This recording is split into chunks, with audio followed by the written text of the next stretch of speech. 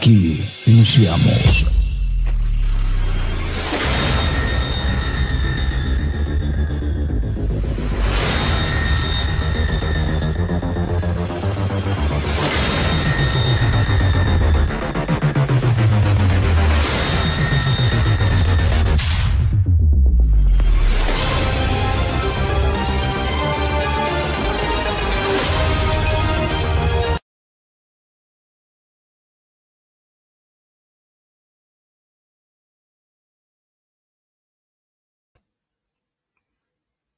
Listo, Alex. Tu micrófono, Alex. Sí, es que se me trabó aquí.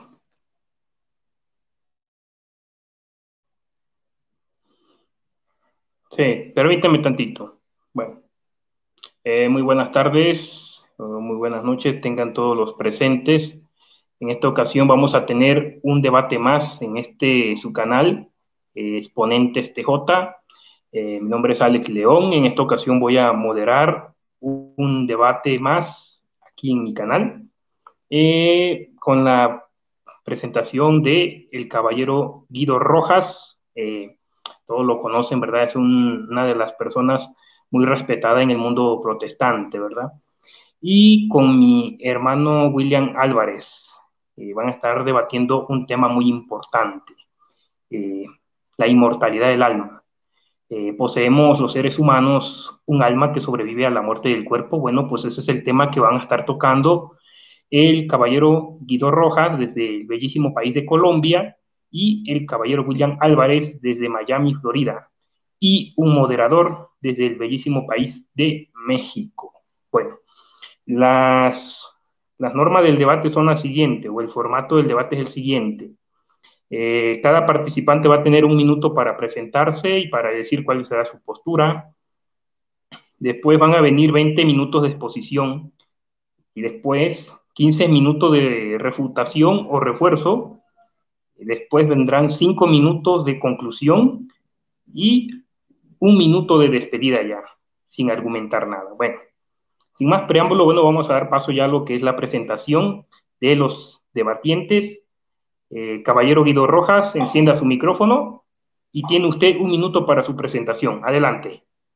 Gracias, bendiciones a todos en el nombre de nuestro Señor Jesucristo, desde Palmira, Valle del Cauca, Colombia, extensivo a el moderador y dueño de este canal, Alex León, y también a la parte con el cual vamos a tener este diálogo, nuestro amigo William Álvarez, al cual también le mando un extensivo saludo, al igual que toda la comunidad de los Testigos de Jehová.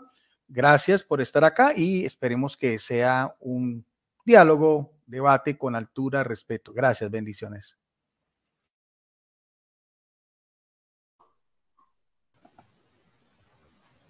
Bien, gracias caballero Guido Rojas por su palabra de presentación.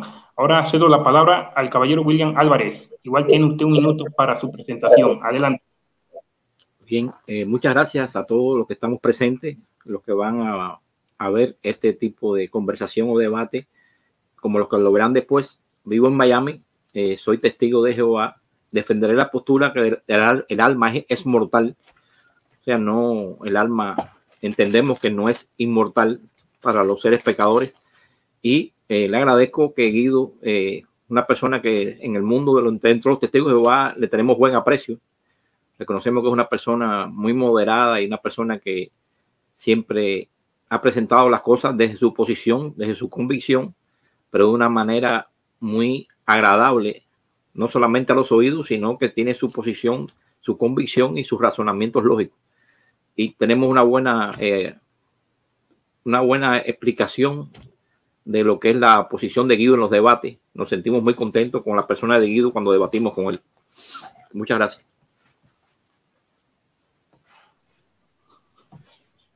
Muy bien, gracias caballero William Álvarez. Ahora, bueno, vamos a dar paso, ya habiéndose presentado cada uno, bueno, vamos a dar paso ya a lo que es, William, tu micrófono lo puede apagar, por favor. Tu micrófono, William. Bien, gracias. Bueno, ya habiéndose presentado ambos, bueno, ahora vamos a dar paso a lo que es la exposición de argumentos. Caballero Guido Rojas, ¿está usted listo para sus primeros 20 minutos? Sí, Ok, listo, Alex. ¿quiere usted que yo le avise cuando le falte un minuto, cuando le falte dos? Sí, 2 minutos. Ok, perfecto. No olvides, Cronómetro Alex, en que ahí cero. sí, discúlpame, Alex, antes de que empieces, no olvides que, disculpa un momentico, no olvides que ahí tengo un video que ahorita te digo cuando me lo pases, pues, me haces el favor. El video que está ahí Ok, en la perfecto. pantalla. Yo te aviso. Ok, Listo, ok, empiezo. perfecto. Ok, adelante. Bien. Bueno, es un tema interesante, pues yo conozco algo de la doctrina de los testigos de Jehová, he tenido oportunidad en años pasados de ir a sus asambleas, a sus conmemoraciones, a sus reuniones de circuito y demás. Y tengo mucha literatura de los testigos de Jehová que me han regalado, el cual aprecio muchísimo. Creo que este libro es muy importante para ellos porque es lo que realmente enseña la Biblia. Creo que este es un poquitico más viejo, es del año 2008, creo que tiene una nueva presentación, pero creo que es como el manual con que los testigos de Jehová hacen sus visitas domiciliares y sus estudios sobre la Biblia, ¿no? Algo muy importante ya en el apéndice donde habla de lo que es para los testigos de Jehová en su doctrina, lo que es el alma y lo que es el espíritu. Dice así en la página 208 la palabra alma en la Biblia. Dice, el término en hebreo es nefesh y en griego es pisque. En conjunto, los dos aparecen más de 800 veces en la escritura y la traducción de Nuevo Mundo, que es la versión de ellos de la Biblia, la traduce siempre como alma. Como se usa en la Biblia la palabra alma, y alma se refiere básicamente a las personas, los animales, la vida que tiene tanto las personas como los animales. O sea, en otras partes podemos decir que es un ser vivo. En eso creo que estamos de acuerdo. Lo más importante es cuando en la página 200 dice qué es el espíritu. Aquí viene ya una gran connotación. Dice, los escritores bíblicos usaron el término hebreo ruach y en griego neuma para referirse a espíritu. La propia Biblia aclara qué sentido tiene. Por ejemplo, en el Salmo 104:29 dirige este comentario a Jehová. Si les quita tu espíritu, o sea, si se le quita el espíritu, el ruach, expirará y su polvo vuelve. Además, Santiago 2:26 declara que el cuerpo sin espíritu, porque es aliento de vida, neuma, está muerto. En estos versículos está claro que la palabra espíritu se refiere a lo que infunde vida al cuerpo, pues sin él está muerto. O sea, es una parte vital del ser humano que no lo tienen los animales. En ese sentido, la definición, como estamos viendo acá, sobre todo en el Salmo 104:29 y en Santiago 2:26. En la página 211 hay otro complemento donde dice, cuando nuestros cuerpos dejan de tener este espíritu o fuerza, ocurre, como dijo el salmista, expira y al polvo vuelve. ¿Pero el polvo vuelve qué? El cuerpo. No se dice que el espíritu vuelve al polvo. Eclesiastés 12:7 dice que al morir el hombre, el polvo del cuerpo vuelve a la tierra juntamente como sucedió que era. Y el espíritu mismo vuelve a Dios. O sea que hay una parte que vuelve a la tierra al cual hemos venido.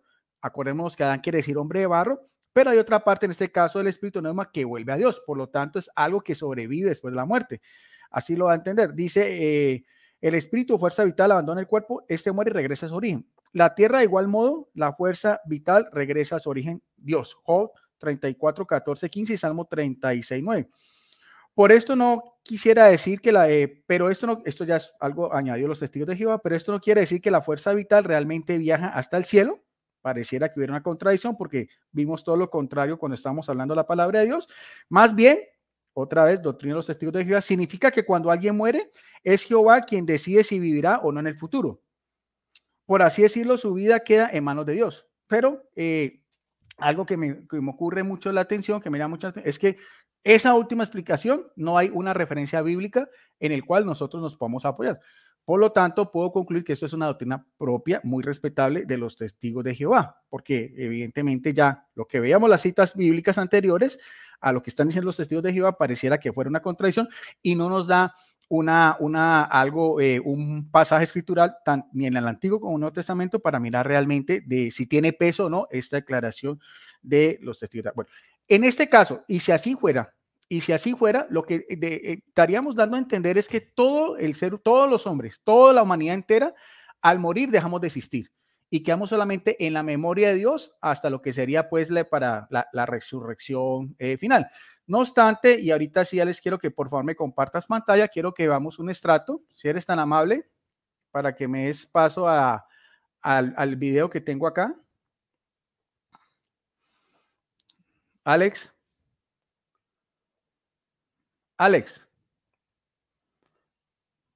Exactamente. Bueno, quiero que veamos un extracto. Este es un broadcasting, o sea, es un video oficialmente los testigos de Jehová, y quiero que veamos una connotación, creo que es del broadcasting de enero de este año. Vamos con mucho cuidado. No debería sorprendernos que Russell y sus compañeros estén ahora participando en el programa de mantenimiento del camino de la santidad. En 1919 cayó Babilonia la Grande y el camino de la santidad se abrió para los viajeros. Pero el hermano Russell murió en 1916. ¿Se lo perdió? ¿Se perdió la inauguración del camino? Yo creo que no. Él no vio la apertura de este camino a vista de pájaro, la vio desde mucho más arriba, porque el hermano Russell y sus compañeros, los que ya no vivían en la tierra, pudieron observarla desde el cielo. ¿Se imaginan lo contentos que se pusieron al ver a los primeros viajeros andando por el camino de la santidad? Tuvo que ser muy, muy emocionante para ellos. Y no debería sorprendernos que Russell y sus compañeros estén ahora participando en el programa de mantenimiento del camino de la santidad. Bien, gracias, Alex. ¿Puedes otra vez volver a la pantalla completa, si eres tan amable? Volvemos otra vez a... Pues ya, Alex, por favor, ¿puedes otra vez volver a la pantalla normal? Bien. Ahí escuchamos, este es un dirigente de los Testigos de Jehová en su sede central, en la sede central de los Testigos de Jehová. Yo veo una gran contradicción en lo que está diciendo este señor a lo que dice este libro. Porque aquí dice, especialmente cuando están hablando del Espíritu, dice, cuando alguien muere, es Jehová quien decide si vivirá o no en el futuro. Pero, pues así decir, su vida queda en manos de Dios. Y aquí este señor dirigente nos está diciendo que los que ellos llaman la clase de los ungidos, o sea, los testigos de Jehová, que eso no hay forma de probar que todos sean de los testigos de Jehová, pero es muy respetable, están en el cielo. Por lo tanto, ¿qué podemos nosotros concluir? Aquí el dilema es para los testigos de Jehová, no para nosotros. Entonces, yo quisiera también, cuando le toca la participación al señor William, que me explique ese dilema, porque su libro con el cual ustedes van y visitan y hacen sus estudios de Biblia dice una cosa completamente diferente a lo que está diciendo este señor dirigente. Por lo tanto, si la clase de los ungidos tiene una parte que sí sobrevive y está espiritualmente en el cielo, ¿cuál sería la diferencia a lo que ellos llaman pues las otras ovejas? O sea, son igualmente, o unos son como mutantes, unos son superhombres o supermujeres. O sea, ¿cómo podemos nosotros desde la doctrina de los testigos de Jehová mirar a ver esa connotación? Quiero decirle a nuestro amigo William que para la Iglesia Católica y todas las iglesias cristianas nosotros creemos que nuestra recompensa está en el cielo. Nosotros añoramos estar en el cielo, como dijo Jesucristo en el Padre Nuestro, venga a nosotros tu reino, es el reino de los cielos. Por lo tanto, nosotros nuestra esperanza es en el cielo. Lo que si nuestro amigo William va a dar textos bíblicos donde se habla de que no hay un alma inmortal, ahí me tendrá que explicar en qué parte la Biblia dice que son de las otras ovejas y en qué parte me va a decir cuáles son de los ungidos. O sea, porque o es lo uno o es lo otro, o de cómo vamos nosotros a mirar esta cuestión.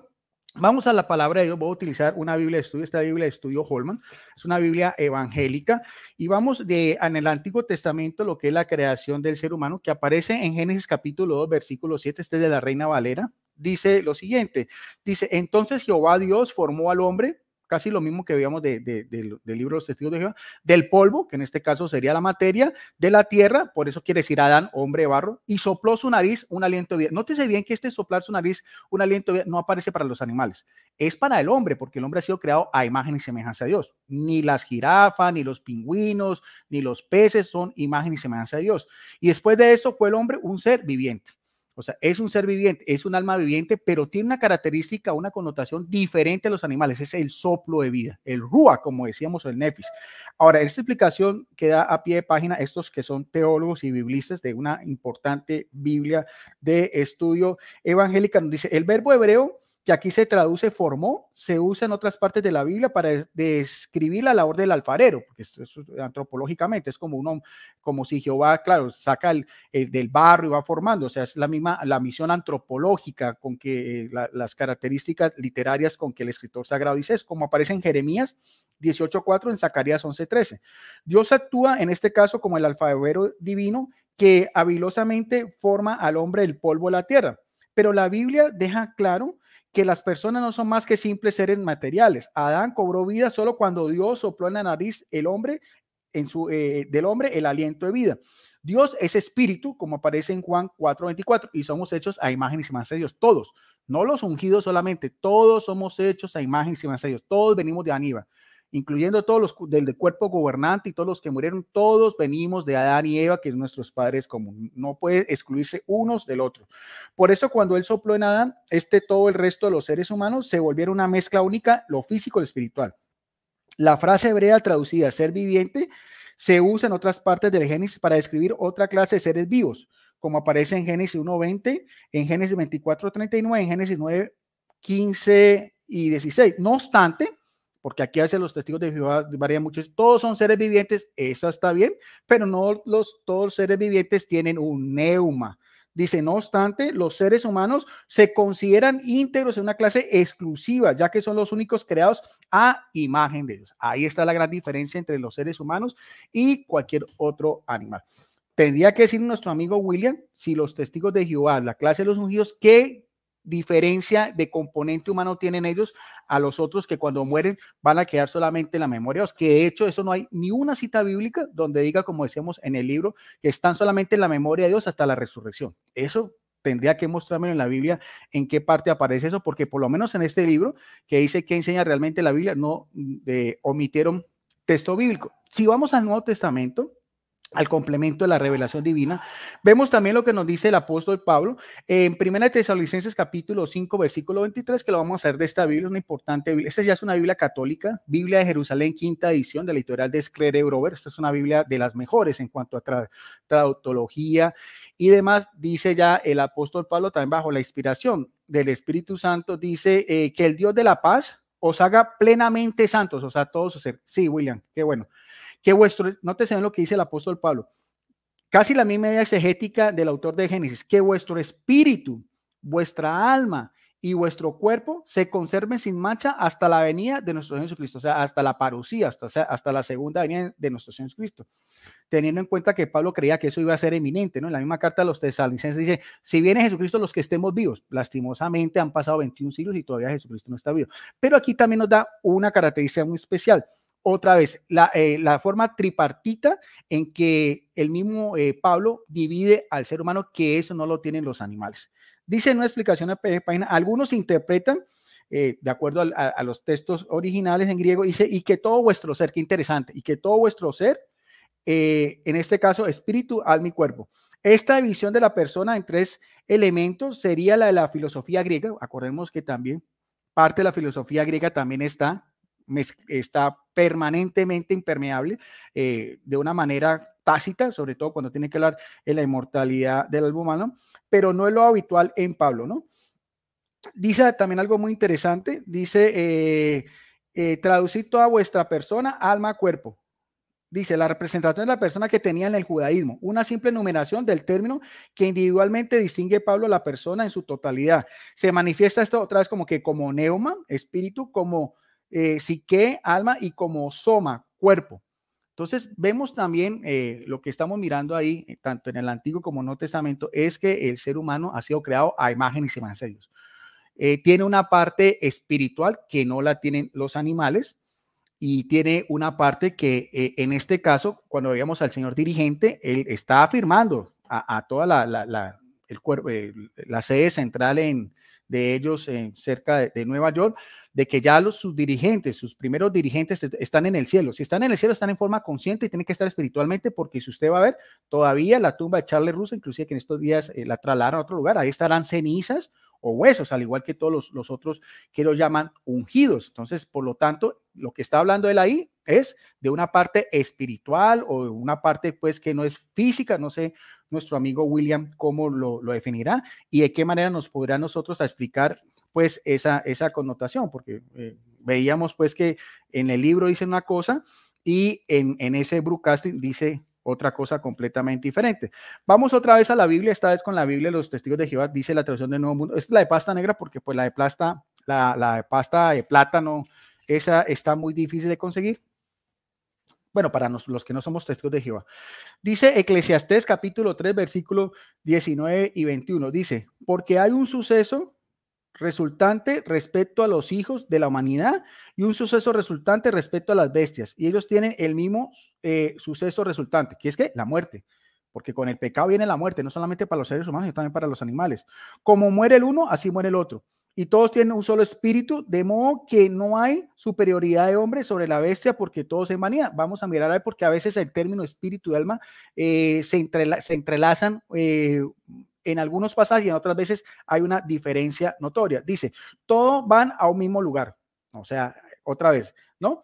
Dice, del polvo han llegado a ser todos, o sea, del polvo, de la materia, o sea, poéticamente el polvo era la materia, pero mire lo que dice el autor sagrado, todos vuelven al polvo.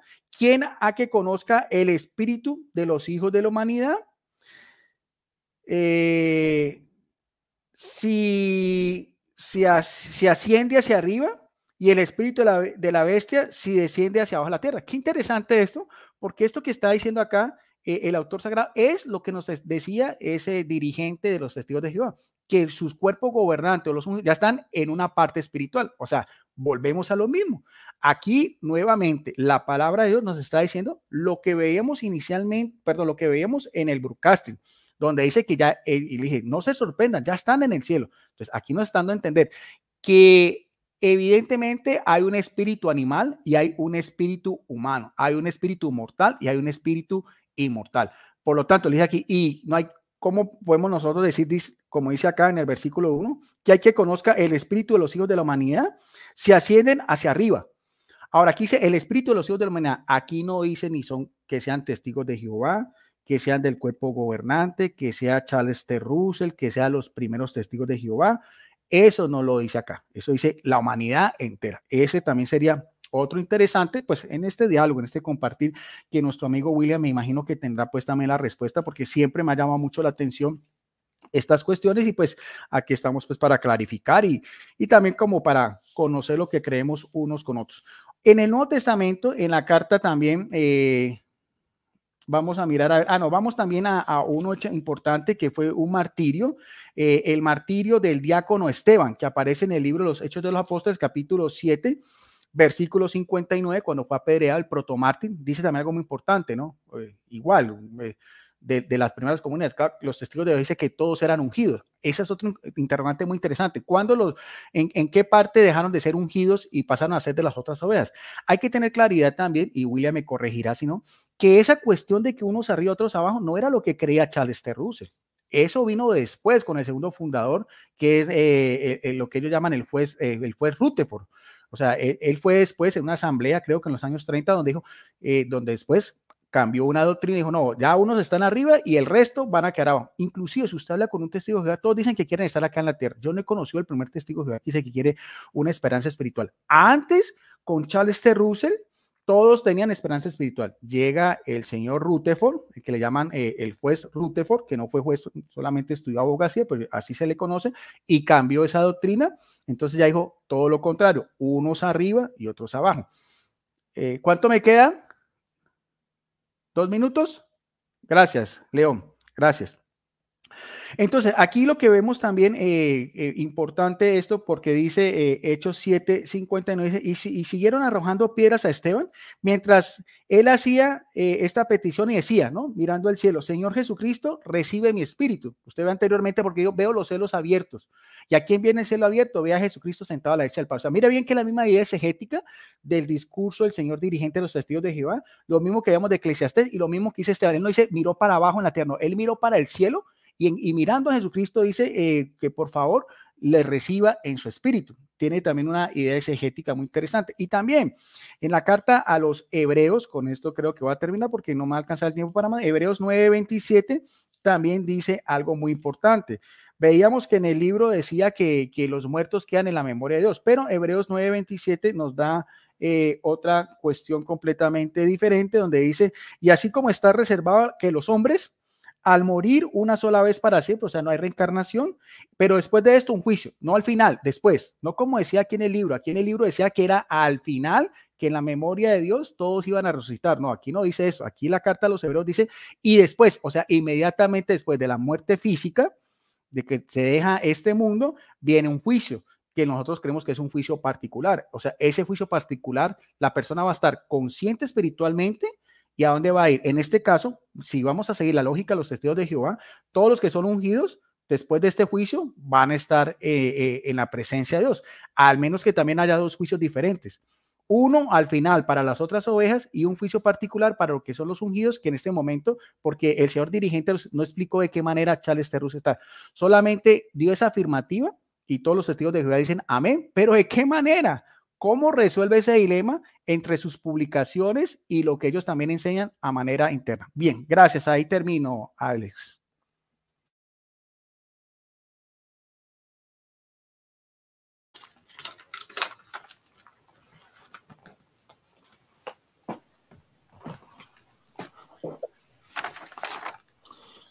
Bien, gracias, caballero Guido Rojas, por su exposición. Bien, ahora vamos a dar paso a lo que es mi hermano William Álvarez. Encienda su micrófono. Sí. ¿Quieres que te avise igual cuando te falte un minuto o cuando te falten 2 minutos, William? Falte uno. Ah, ok, perfecto. Cuando usted me indique, corro tiempo. Ok. La explicación fue clara. Adelante. Fue la explicación de Guido, muy clara la explicación de sus puntos de vista. Y lógicamente él me pidió de que yo podía darle respuesta, ¿sí? Va a tener respuesta a cada detalle de su explicación. Yo sé que el entendimiento de cada persona, de acuerdo a lo que ha entendido en la Biblia, ¿no? Es de una manera, cada cual asimila y puede seguir creciendo en el entendimiento, como yo también puedo seguir creciendo porque todos crecemos. Primeramente voy a dar paso a la explicación de lo que nosotros entendemos por alma mortal, ¿no? Desde el principio la Biblia menciona ahí en Génesis, capítulo 2, versículo 7, ¿no? La formación del ser humano, ¿no? La formación del ser humano está constituida solamente de dos elementos, ¿no?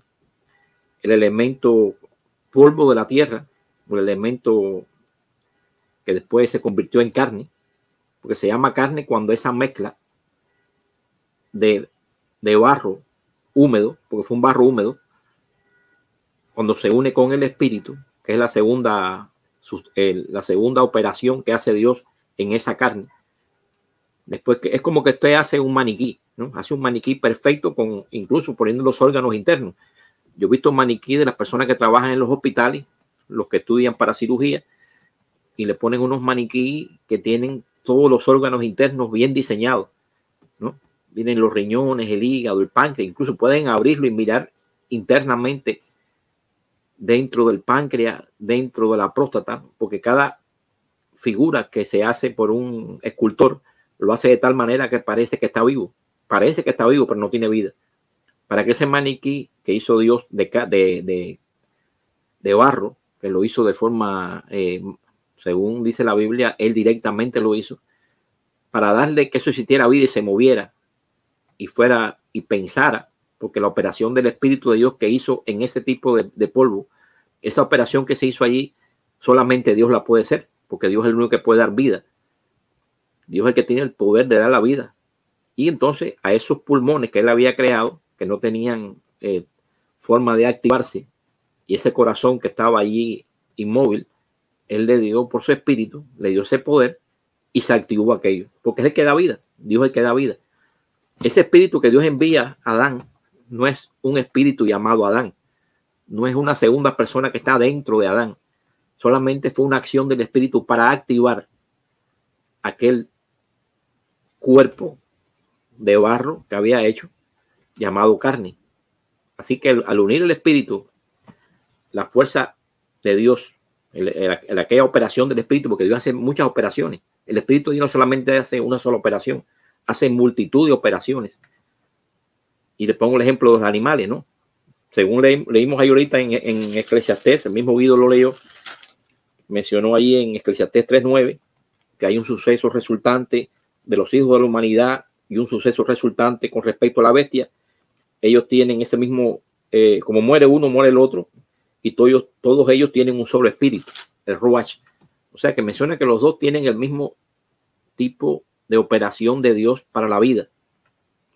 Pero, lógicamente, una persona puede tener un don y otro hermano puede tener otro don, como también la vida de un ave es diferente a la vida de un orangután, o es diferente a la vida de un león, ¿no? El Espíritu de Dios hace diferentes operaciones en cada vida. A una cotorra la pone a hablar, le pone un diseño que puede repetir palabras, ¿no? Y a veces el tipo de operación del Espíritu en cada ser que le da vida, y esa vida es por medio del Espíritu, como explico ahorita, hace diferentes operaciones. Por eso que los animales tienen vida y tienen un proceso resultante cuando mueren. Aquí está hablando de la muerte. Eclesiastés 3 habla de la muerte, que cuando muere uno, igual muere la bestia que muere el hombre, porque ambos pierden la vida. Lógicamente, el hombre es imagen de Dios y los animales no son imagen de Dios, pero ambos pierden la vida. El hombre tiene dones y cualidades espirituales que no lo tienen los animales, pero ambos a la hora de morir es cuando el Espíritu de Dios deja de actuar en ellos. No es que se va un Adán vivo hacia los cielos, ni se va un espíritu del animal, de un perrito que yo quiero mucho, y se va con vida para seguir viviendo después y lo voy a ver después resucitado.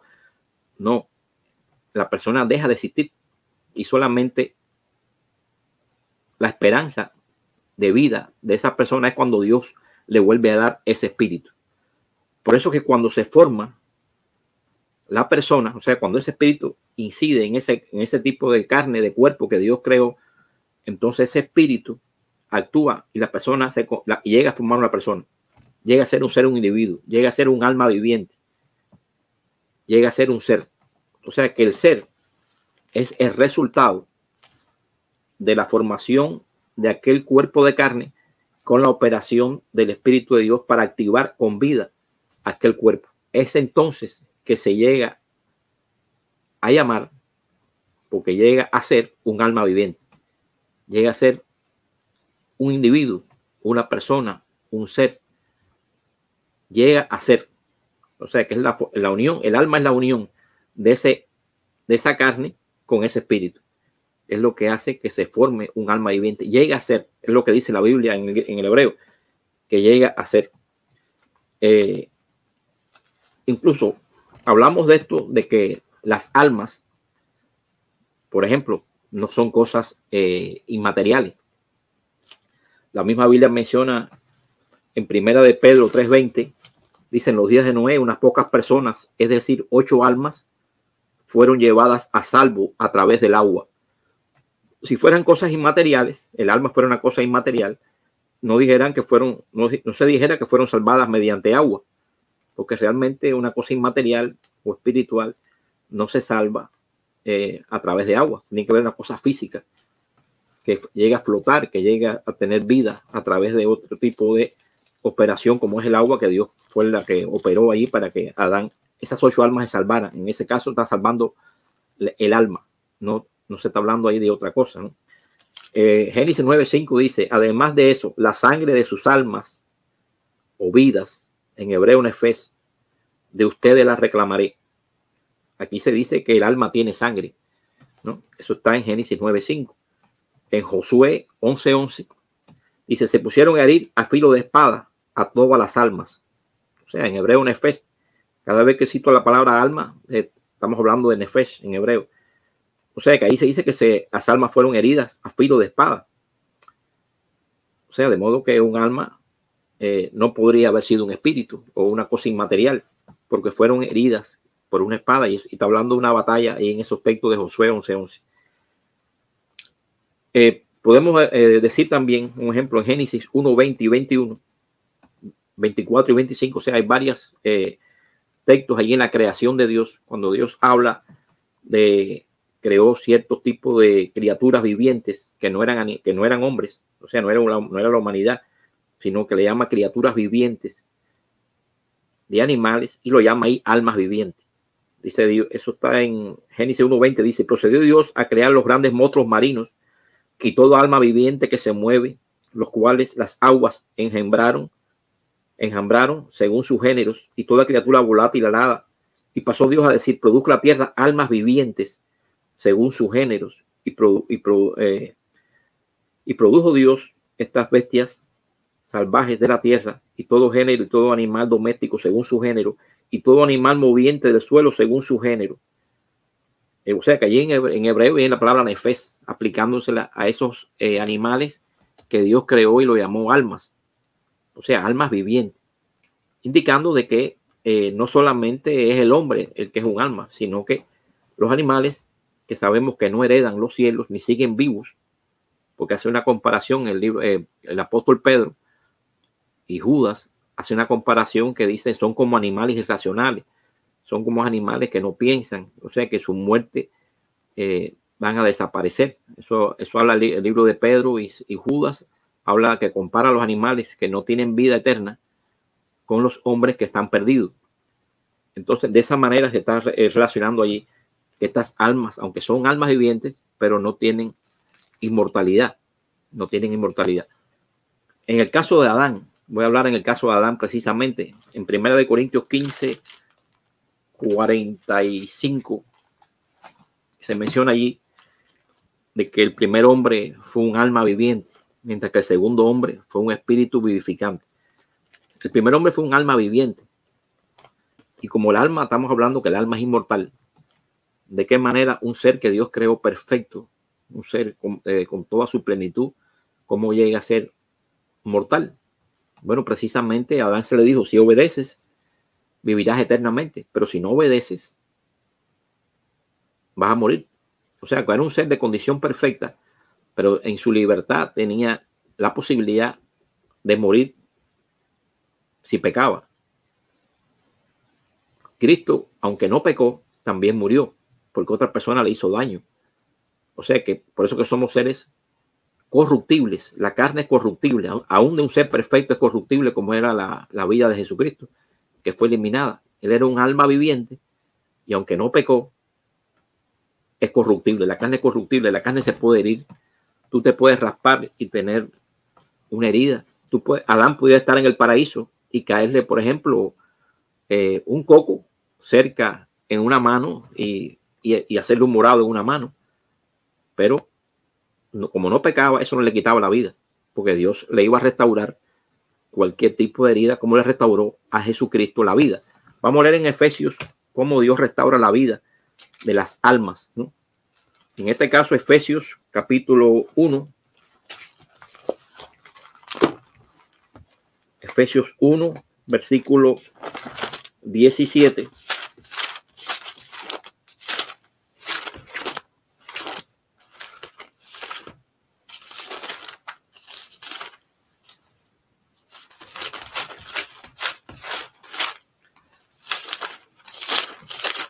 Aquí lo tengo ya. Efesios 1, versículo 17 dice: para que el Dios de nuestro Señor Jesucristo, el Padre de la gloria, les dé espíritu de sabiduría y de revelación en el conocimiento exacto de Él, habiendo sido iluminados los ojos de su corazón, para que sepan cuál es la esperanza que Él los llamó, a las gloriosas riquezas que Él aguarda como herencia para los santos, y cuál es la sobrepujante grandeza de su poder para con nosotros los creyentes, que según su operación de la potencia de su fuerza, la palabra potencia de su fuerza viene en todas las Biblias, no solamente la Nuevo Mundo, la palabra fuerza, aquí se usa potencia de su fuerza, aparece en todas las Biblias, incluyendo la Biblia de Jerusalén que Guido tiene allí, y dice que operó en el caso de Cristo cuando lo levantó de los muertos y lo sentó a la diestra en lugares celestiales. O sea que aquella alma muerta de Jesucristo, o sea, la persona que estaba muerta, Él la resucitó. O sea, la persona murió. Jesucristo murió, aunque era un ser perfecto creado. Era un ser perfecto creado como alma. Pero para que tuviera vida ese alma, hubo que resucitarlo. Dice que Dios lo resucitó. El Padre operó con su espíritu, como mismo operó el espíritu con Adán, así también operó el espíritu para darle vida a Jesucristo. Por eso cuando Cristo murió, dice: Padre, a ti, igual que Esteban, como citó Guido, a ti encomiendo mi espíritu. Cuando dice encomiendo mi espíritu, la palabra espíritu no solamente tiene el significado de algo que se retira de ti, porque es el poder de Dios que actúa. Es una ilustración que voy a poner, porque muchos nos acusan de que nosotros comparamos el espíritu de Dios con la electricidad, ¿no? Pero es una ilustración solamente, es una forma de ilustrar para que la persona entienda. Así como Dios retira el espíritu de él, el que operó en Adán, que no fue una persona, como dije, no fue una persona llamada Adán que se metió dentro de Adán llamada espíritu, el espíritu de Adán adentro, no, sino que es el espíritu de Dios que activó aquel cuerpo. Asimismo ese espíritu deja de actuar, por eso que se retira, deja de actuar y al dejar de actuar, entonces deja de tener vida. Entonces la vida solamente queda en la mente de Dios, queda en esa posibilidad de Dios de volver a darle vida por medio de ese poder que él actuó, como se lo dio a Cristo, que lo resucitó de los muertos. O sea, Dios, conociendo el Padre, conociendo la calidad de vida y la obediencia de Jesucristo y la integridad de Jesucristo, le devolvió la vida por su poder, por su espíritu, como lo dice aquí, como mismo había hecho con Adán cuando lo creó, le dio su espíritu. Aquí incluyo también no solamente a los seres celestiales, como es el caso de Cristo, que es una resurrección con cuerpo espiritual, sino también incluyo los cuerpos terrenales, porque hay naturaleza terrestre y hay naturaleza celestial. Como está dicho en 1 Corintios, capítulo 15, versículo 47 en adelante, ¿no? Que dice que como hay también cuerpo físico, el versículo 44, mejor dicho, también hay cuerpo espiritual. Y así también menciona aquí que carne y sangre no hereda el reino de los cielos, pero así son como los terrenales, así son los celestiales. Incluso está hablando de un tipo de resurrección de dos naturalezas. Habla de naturaleza, de que hay cuerpos físicos, cuerpos terrestres, hay resurrección en cuerpo físico y hay resurrección en cuerpo espiritual, de naturaleza terrestre y hay de naturaleza espiritual o celestial. Porque Dios da el cuerpo como Él quiere. Dice ahí en 1 Corintios 15, versículo 37 en adelante, que Dios da el cuerpo como Él quiere. Pero lo que tú siembras, según el caso de los seres celestiales, no es lo que sale, no es lo que va a resucitar. Lo que tú sembraste, lo que pusiste bajo tierra, no es lo que va a resucitar. Pero por eso que el cuerpo, sea el físico, sea el espiritual, no va a ser el mismo cuerpo el que Dios va a dar a la persona. Por ejemplo, en el caso de Cristo dio un cuerpo espiritual, y en el caso de personas que tienen vida terrestre, le va a dar también un cuerpo físico, pero un cuerpo físico libre de la genética pecaminosa, libre de enfermedades, libre de problemas que tuvo. Si era una persona inválida, una persona que no veía bien, o sea que va a ser un cuerpo perfecto, ¿no? Por eso que, y con una gloria como la tenía Adán antes de pecar. Incluyo allí lo que es la resurrección de estas personas, de estos dos grupos, como Guido me decía, que debía de explicar esta posibilidad de que existe como una persona que ya está en los cielos, como el caso de los ungidos, porque se habla de una primera resurrección. Pero si hablamos de primera resurrección fue porque murieron. Todos los ungidos que han sido escogidos por Dios, que no lo conocemos todos, porque hablamos de Russell y hablamos de Rutherford, ¿no? Y nosotros creemos que por el testimonio que ellos dieron, aunque no le entendían todo porque no habían llegado al camino de santidad, como dice Guido. El camino de santidad es cuando las enseñanzas más de mayor crecimiento, de mayor conocimiento, de mayor entendimiento llegaron. Cuando ese entendimiento, a partir del año 1919, que se formó ya la organización como tal, a partir de ahí el camino de santidad tomó un entendimiento mayor, ¿no? Russell y demás fueron pioneros y aportaron muchas cosas, pero desconocían muchas cosas también. Pues ellos no habían llegado a lo que era santidad, ese camino de santidad, de entrar en un conocimiento más completo. Eso se llegó ya más adelante. Pero eso no quiere decir que a través de toda la historia pasada, desde los apóstoles en adelante, que nosotros consideramos que de ahí empieza el llamado del reino, los que van a reinar a los cielos, es en el nuevo pacto, son llamados ahí, no son llamados del antiguo pacto. Esas personas tuvieron que morir. Esas personas al morir, después son resucitados en primera resurrección. O sea que resucitan, no es que están en el cielo porque siguieron viviendo después que murieron, o porque Jesús le estaba ya ayudando a este camino de santidad, en un sentido, igual que los ángeles ayudan en la tierra, ya como él es un ser espiritual. Por eso que esa persona que habló ahí del cuerpo gobernante, está hablando de que él, como un ser espiritual, puede tener acciones de ayudar a personas en la tierra como la tienen los ángeles, porque él es un ser espiritual. Entonces, por eso, pero tuvo que morir. Lo que estoy especificando es hablando del alma muerta, porque estamos hablando, ese es el tema, ¿no? Estas personas murieron y resucitaron en primera resurrección. Y la primera resurrección es progresiva. En esto me pararé un poquito más para que se entienda mejor el detalle, porque aquí tengo que explicar el punto, ¿no? Entonces, en ese sentido, tenemos que ver de que no solamente los que están en los cielos como los que están en la tierra no solamente son los que tienen vida inmortal, ninguno tiene vida inmortal, todos murieron porque todos son pecadores. En todos los casos la persona tiene que morir, y sea que vaya a la vida celestial o a la vida terrenal, en ambos casos Dios, por medio de ese espíritu que tienen en su mente y su conciencia, Dios todo, y conoce todas las cosas, porque dice que conoce hasta los pelos de tu cabeza. Dios lo conoce todo. Y hay un libro llamado libro de memoria, el libro de memoria que sí está en la Biblia, como el libro de la vida también. Ahí Dios conserva en su mente y da la resurrección, porque Él tiene ese poder. Él es el que tiene el poder para dar la vida a quien Él desea. Hablando cerrando ya, porque me quedan ya casi 30 segundos, podía mencionar aquí de que muchas personas dicen que el espíritu vuelve al suelo en el día que perecen sus pensamientos. O sea, sale su espíritu, mejor dicho, y ellos vuelven al suelo y en ese día perecen sus pensamientos. La Biblia menciona claramente que perecen los pensamientos de las personas que mueren. No siguen viviendo, no siguen conscientes.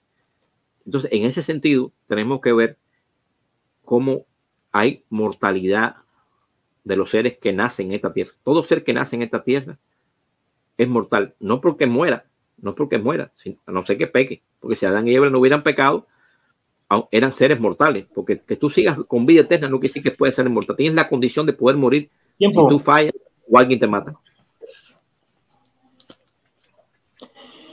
Bien, gracias, William Álvarez, por tus 20 minutos de exposición. Bueno, ahora ya vamos a dar paso a lo que es los 15 minutos de refutación o refuerzo. Pueden reforzar sus argumentos que dieron por primero y pueden ir refutando los argumentos que dio el oponente.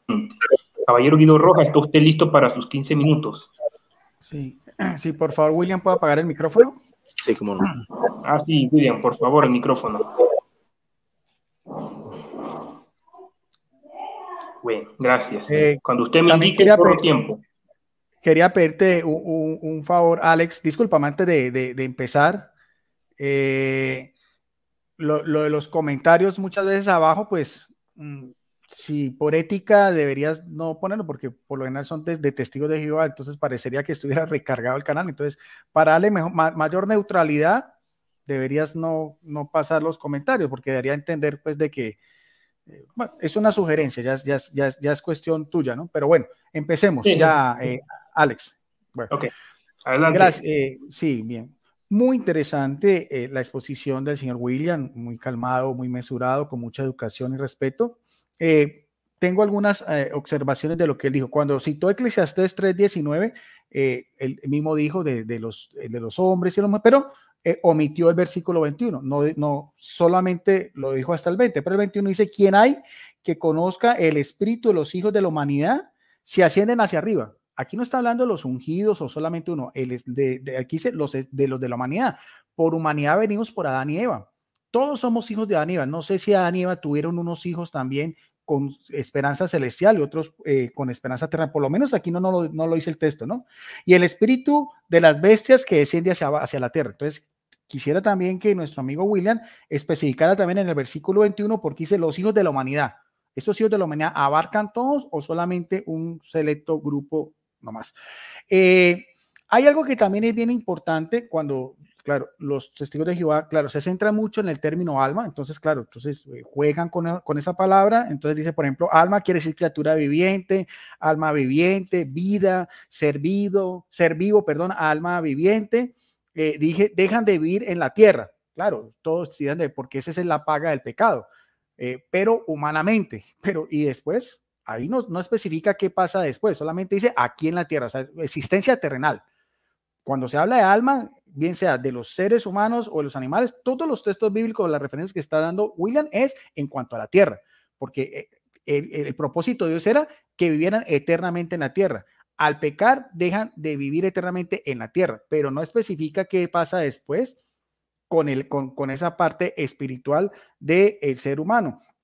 Dice también, quisiera también conocer si en realidad están solamente las almas en la mente de Dios. ¿Qué concepto tienen los señores testigos de Jehová del término Sheol? Dice el término Sheol en este diccionario bíblico ilustrado Holman, porque no cabe aquí en lo que está diciendo que está en la memoria de Dios. Dice acá también, dice, según la Biblia hebrea, morada de los muertos, o más específicamente los injustos que han muerto. Es una de las muchas palabras y frases que designan la muerte, los muertos y el destino, quienes pasaron más allá de la vida. El Sheol es un lugar que se opone a las obras de Yahvé. Los que moran allí, o sea, están morando, no están en la mente de Dios. O sea, me tendría que explicar de qué manera están morando en el Sheol, no que están en la mente de Dios. Dice, están espiritual y moralmente separados de Dios. O sea, espiritualmente como seres que sobreviven después de la muerte y también separados de Dios, como dice Isaías 38:18 y Salmo 6:5-6. Dice también, es un lugar donde la persona está cautiva, no que está solamente en la memoria de Dios, como dice Salmo 18:5, Salmo 116:3, un lugar de oscuridad, Salmo 88:6, y un lugar de silencio, Salmo 115:17. O sea, tendría también nuestro amigo William explicar qué es el Sheol. Ese Sheol abarca a todos, abarca a unos, ¿cuál es la diferencia? Porque él dijo que sí, que realmente los que son los ungidos, que realmente no hay forma también de que diga que todos los ungidos son testigos de Jehová, así sea ese número reducido, ¿en qué condiciones están ahorita en el cielo? Porque no están inconscientes. Él mismo decía que están en la memoria de Dios, pero ellos, como veíamos del dirigente, están gobernando con Jesucristo. O sea, ¿cómo va a gobernar alguien que está inconsciente? Ese dilema también tenía que volvérnoslo a explicar, porque habló de resurrección, pero estamos hablando de la resurrección al final de los tiempos. Pero antes, en el lazo de antes de la resurrección, tiene que especificarme también en qué condiciones o qué referencias bíblicas me va a decir también de que los ungidos están en el cielo. De hecho, ya que citó al apóstol Pablo, en la misma doctrina paulina nos dice cuál es la esperanza para todos los cristianos. Dice en Filipenses capítulo 3, versículo 20, en cuanto a nosotros, nuestra ciudadanía está en los cielos, ¿ve? Lugar de donde también aguardaremos con intenso anhelo a un Salvador, el Señor Jesucristo. O sea, la ciudadanía de Pablo y a las comunidades que él escribía eran en el cielo. Pablo nunca explicó, no, un momentico, esto solamente son para los ungidos y el resto aquí en la tierra. No. La esperanza de los primeros cristianos y a la comunidad de Filipenses en el cual nosotros nos adherimos es en el cielo. Por lo tanto, ahí también tendría una cuestión bien importante para que nuestro amigo William también nos explicara, ¿no? Ya que él citó doctrina paulina. Vuelvo a repetir, quiero el texto donde nos digan que los ungidos sí tienen esa. Él dice, bueno, es que los ungidos también murieron, o sea, todos mueren, pero los ungidos resucitaron. ¿Cómo así? ¿Pero resucitaron en qué manera? Vuelvo a repetir, ¿dónde está el cadáver de Charles T. Russell y los otros? ¿Están en la tierra? ¿Hay cenizas o lo que quede, huesos? O sea, terrenalmente, la parte mortal, la parte de lo que era el cuerpo, el cuerpo, el polvo, está en la tierra. Pero ¿qué pasó con esas almas? O sea, si ya están arriba en el cielo, ¿cómo van a estar inconscientemente? Mientras que ellos sí están reinando con Jesucristo hasta que termine el número de los 144,000. Vamos a hablar si la Biblia nos habla de personajes del Antiguo y el Nuevo Testamento que están en esa condición ya celestial. Vamos a mirar, a ver. Vamos a ver uno del Antiguo Testamento, porque también nuestros amigos testigos dicen que todos los del Antiguo Testamento están durmiendo en la esperanza de Dios solamente hasta la resurrección, ¿no? Ellos piensan que en el cielo no va a estar ni Abraham, ni Isaac, no solamente los ungidos, ¿no? Pero resulta también, y estarían en la memoria de Dios, pero también hay un dilema muy interesante que tendría que también nuestro amigo William explicarnos, que aparece en 1 Samuel, capítulo 28, versículo 11 y 15, cuando el rey Saúl va a consultar a una pitonisa sobre el espíritu de Samuel. Dice así, voy a hacerlo también de la Biblia de los Testigos de Jehová. Dice, a esto la mujer le dijo, ¿a quién hago subir para ti? Porque era la morada de los muertos, el Sheol. Dice, cuando la mujer dice, a esto le dijo, haz subir a Samuel para mí. Cuando la mujer vio a Samuel, se puso a gritar a voz en el cuello, y la mujer pasó a decir a Saúl, ¿por qué más embaucaste cuando tú mismo eres Saúl? Pero el rey le dijo, no tengas miedo. Pero ¿quién viste? A la mujer pasó a decir a Saúl, a un Dios que subió a la tierra. Bueno, esto aparece en la versión de los Testigos de Jehová. Nótese bien que no son animales, solamente para seres humanos. Dice, enseguida le dijo, ¿qué forma tiene? A lo que ella le dijo, es un viejo que sube y está cubierto con una vestidura sin mangas. Ante esto, Saúl reconoció que era Samuel y procedió a inclinarse rostro en tierra y a postrarse en señal de reverencia, proscuneo. Y Samuel empezó a decir a Saúl, ¿por qué me has perturbado y has hecho que haga subir? O sea, estaba completamente consciente Samuel en ese lugar de los muertos, que también se conoce también como el seno de Abraham. ¿En qué? En una parte espiritual, no es que estuviera en la memoria de Dios. Estamos hablando de un personaje del Antiguo Testamento, de hecho, inclusive que le profetiza todo lo que iba a hacer después su muerte, porque había desobedecido a Dios en la guerra que tendría al día siguiente. Eso en cuanto a un personaje del Antiguo Testamento. Ahora, hay también un pasaje muy interesante también en el Nuevo Testamento que tiene casi la misma connotación, pero ya no en el seno de Abraham, sino en lo que es el cielo, porque con Jesucristo nosotros creemos que se abrió ese paraíso, que es lo mismo, vida eterna, reino de los cielos, reino celestial, todo para nosotros es la misma connotación, así nos lo da a entender la palabra de Dios. En 2 Corintios capítulo 12, versículo 2 y 4 dice el apóstol Pablo, dice, conozco un hombre, y algunos exégetas creen que se está refiriendo a él mismo, a un hombre en unión con Cristo, que hace 14 años, si en cuerpo no lo sé, o fuera del cuerpo no lo sé. Interesante eso, o sea, si en cuerpo o fuera del cuerpo, ¿no? Dios lo sabe, o sea, Dios lo sabe porque no ha muerto, ¿no? No, a diferencia de lo que nos trató de explicar William, no está hablando que puede ser que todavía estuviera en vida, está en vida, no está muerto, pero puede ser que haya sido en todo, como fue Elías y no, o fuera del cuerpo sería una parte espiritual.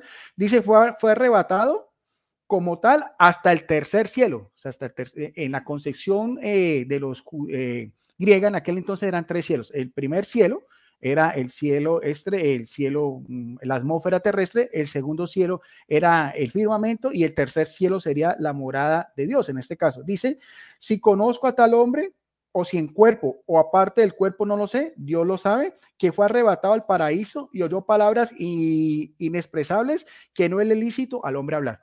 O sea, estamos hablando de una persona que bien sea en cuerpo o fuera del cuerpo fue llevado al tercer cielo, que en este caso se reconocería como la morada de Dios, a menos que nuestro amigo William tenga otra diferente concepción de lo que es ese tercer cielo, que lo relaciona con el paraíso, ¿no? No aquí en la tierra, o sea, porque ese término paraíso, en este caso, y estamos hablando de la propia Biblia de los testigos de Jehová, siempre se relaciona con el cielo.